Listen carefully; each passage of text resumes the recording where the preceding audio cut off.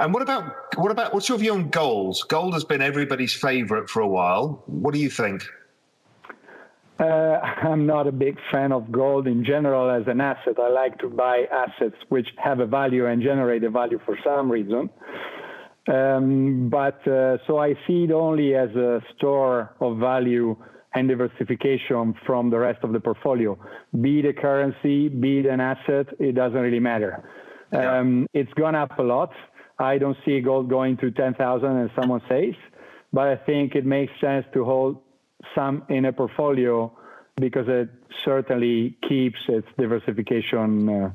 So as a portfolio diversifier for you, it has value, but as a single asset bet, which I know a lot of people have got. I see it on Twitter, I see it elsewhere.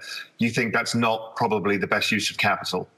Not the best use of capital, exactly. Which I don't think will go down now in the short term much.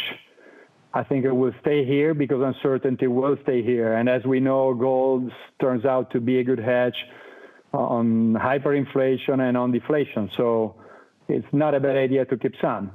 But yes, as a real asset, not so keen to keeping it forever.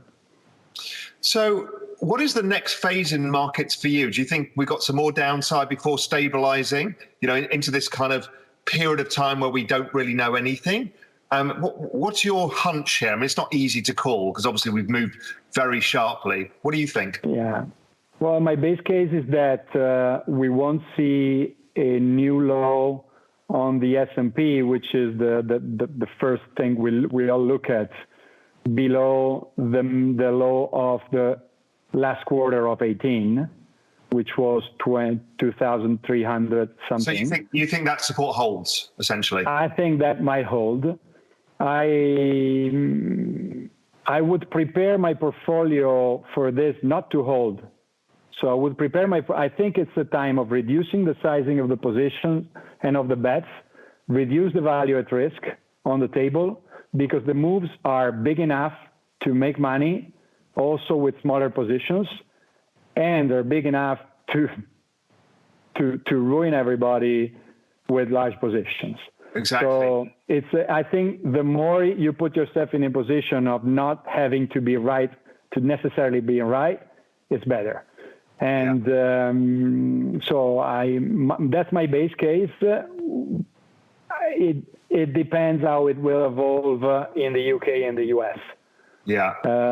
Because those are the key markets for the financial markets. So if it takes a bad angle, as it did clearly in Italy, for the UK and for the US especially, I don't think that support will hold.